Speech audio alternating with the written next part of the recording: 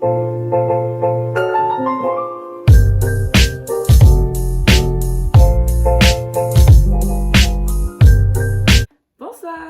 Alors aujourd'hui on est là pour un nouveau concept de vidéo concernant les sorties.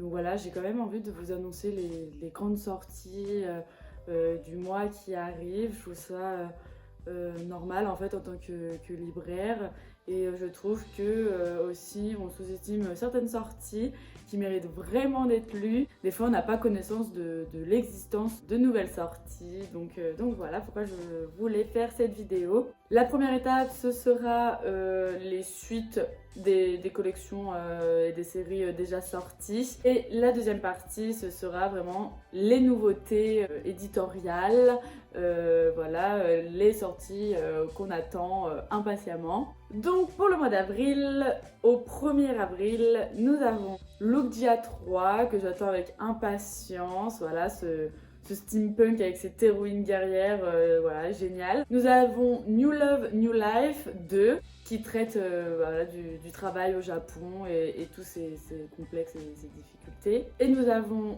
Radiant 16 accompagné d'un coffret de Radiant du tome 13 au 16. Pour le 6 avril, et là je suis vraiment très impatiente, nous avons Criminel Fiançailles tome 2. Donc voilà, cette histoire de famille de Yakuza qui doit se marier, et la petite fille d'un des plus grands Yakuza doit vraiment faire ses preuves dans ce monde de crime. Et nous avons Keiju numéro 8 tome 4, donc je peux vous dire que ce 6 avril, je l'attends impatiemment. Nous avons également Awashi tome 8, Blue Lock tome 7.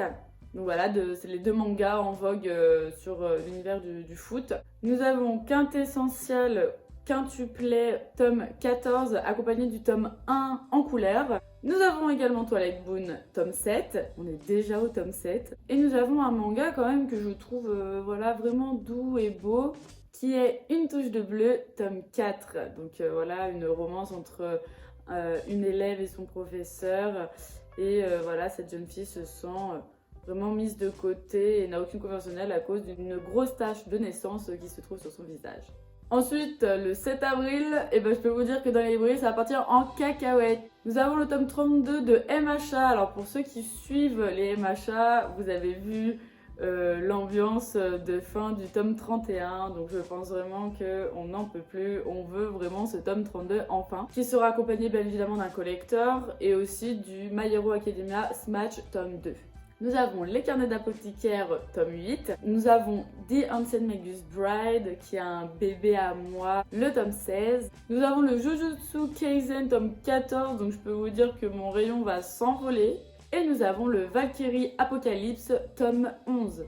Pour le 15 avril, nous avons Black Butler tome 31 et Tower of God tome 5.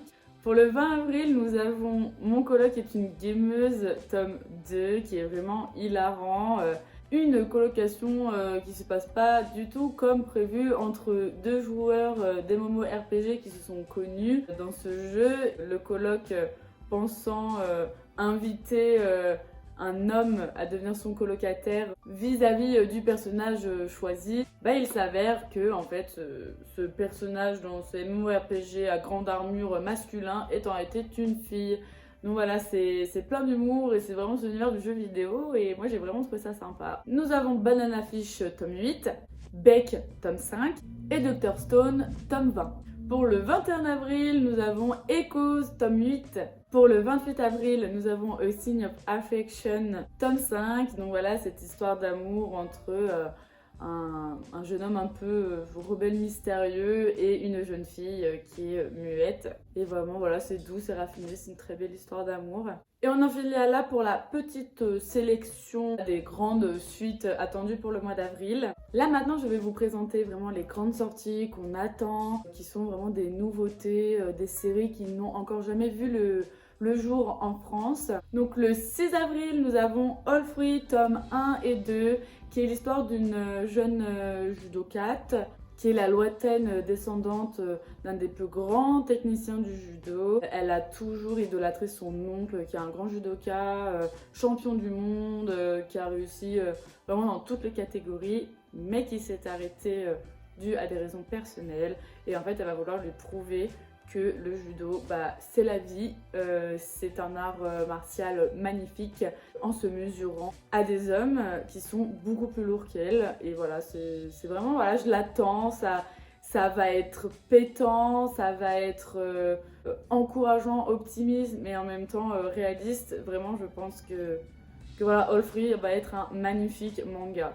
Ensuite, également le 6 avril, nous avons Sakamoto Days. Alors là, ça va vraiment, je pense que c'est l'attente de ce mois d'avril. Donc voilà, c'est l'histoire de Sakamoto qui est un des plus grands assassins du monde. Il est vraiment idolâtré par ses pairs et il est craint de tous les gangsters et tous les vilains. Sauf qu'un jour il tombe amoureux d'une femme et du coup il va vouloir créer sa vie de famille. Donc vraiment il prend sa retraite, il arrête tout. Sauf que bien évidemment quand on est un grand assassin légendaire, et le passé nous rattrape. Donc du coup il va devoir combattre son passé, faire survivre sa famille et lui, alors que voilà, il tient juste aujourd'hui une petite supérette. Donc c'est plein d'amour, graphiquement c'est énorme, ça va être juste magnifique. C'est des fous rires, c'est de l'action, il y a aussi du sentiment. Donc voilà, je pense que ça sera vraiment une nouvelle série riche, très riche, et que voilà, il ne faut pas rater dans les librairies. Ensuite, le 7 avril, nous avons enfin en France The Ranking of Kings. Je vous invite vraiment à regarder cette série sur Crunchyroll. Donc voilà, c'est l'histoire du royaume de Boss en fait qui est en train de s'effondrer parce que le fondateur de ce royaume, qui est vraiment connu pour sa force herculéenne, qui est vraiment considéré comme un héros, est gravement malade. Il va devoir léguer ses pouvoirs et son royaume. Le problème, c'est que l'héritier n'est d'autre que le petit prince Boji. Il est peu charismatique, mais il est surtout très sous-estimé parce qu'il est sourd et muet. C'est un personnage que je trouve en fait extrêmement touchant. En plus de cela, il est incapable de manier l'épée, donc voilà, vraiment la confiance que le peuple a envers lui est plutôt très mince. Et en fait, c'est que malgré le fait qu'il soit sous-estimé par le monde, il garde toujours le sourire. C'est vraiment un personnage très optimiste. Et en plus de ça, un jour, il y a une étrange ombre qui va venir à lui. Et voilà, ils vont avoir une sorte de collaboration. Et ça va être le début de l'aventure pour ce magnifique personnage. Il faut faire attention à ce manga parce qu'on peut croire qu'il est tout beau, tout mignon, mais c'est un seinen historique. Il a aussi de la comédie, mais avec... Voilà, c'est une comédie avec des messages très puissants. Voilà, je l'attends vraiment avec impatience. Ensuite, nous avons l'Arrache-Chair qui arrive dès le 14 avril. C'est assez particulier comme histoire. C'est l'histoire d'un jeune youtubeur qui fait des vidéos pour montrer comment découper la viande. Mais en fait, ce personnage a un énorme mal-être parce que né sous femme, voilà, il y a un réel mal-être en ce personnage transgenre qui est clairement victime de dysphorie. Et en fait, son père ne l'écoute absolument pas. Il a clairement un manque d'empathie envers lui. Et plus les jours passent, plus ce besoin de s'affirmer envers son père s'agrandit. Ça vous démontre réellement ce qu'est la dysphorie, le mal-être de personnes transgenres. Et en plus de ça, il y a aussi le complexe du père qui n'accepte pas la perte de son épouse. Donc voilà, c'est vraiment un gros complexe familial accompagné du mal-être de l'identité transgenre. C'est un recueil d'histoires courtes qui est très bien découpé avec un scénario béton. C'est un one-shot et c'est écrit par une personne transgenre. Donc voilà, autant vous dire que le scénario va être très puissant. C'est chez Akata bien évidemment que Akata, c'est cette maison d'édition qui a repris cette histoire et je suis vraiment très impatiente de découvrir cette histoire qui promet d'être forte en émotion. Ensuite, le 15 avril, l'édition Hokage de Naruto. Alors là, je peux vous dire que je suis comme une dingue. Je vais tous les acheter. Donc vous avez le tome 1 et le tome 2 qui sortent pour le premier mois. Et en fait, tous les mois, un nouveau tome de l'édition Hokage va sortir. C'est 2 tomes en un. C'est coloré. Et en plus de ça, vous avez toujours une exclue qui accompagne le tome en question. Donc le tome 1, ça sera une mini interview exclusive de Masashi Kishimoto, donc autant vous dire que j'en peux plus, je le veux absolument entre les mains. Et le tome 2, c'est toute l'inspiration qu'il a eu pour les décors de l'univers. Et en plus de ça, nous allons voir les outils de dessin et de scénariste de Masashi Kishimoto. Donc vraiment, voilà, on va littéralement pénétrer dans l'intimité de ce mangaka incroyable qui a créé cette histoire incroyable. Donc je peux vous dire que j'en peux plus. Vivement le 15 avril. Et ensuite, nous avons 300 jours avec toi qui sortira le 20 avril, le tome 1 et le tome 2. Je suis aussi très impatiente parce que c'est l'histoire d'un jeune garçon qui rencontre une jeune fille, qui a un rendez-vous romantique avec une jeune fille pendant ses vacances. Il va vraiment s'attacher à elle et à la fin de ce rendez-vous, il va avoir un compteur au-dessus de sa tête où il sera écrit 300. Et en fait, il sait très bien ce que ça représente parce que au décès de sa mère, quand elle était à l'hôpital, il y avait le compteur de ses jours avant sa mort. Donc voilà, cette jeune fille va décéder dans 300 jours. Mais il s'en fiche parce qu'il va plus la revoir, même si ça lui fait quand même de la peine.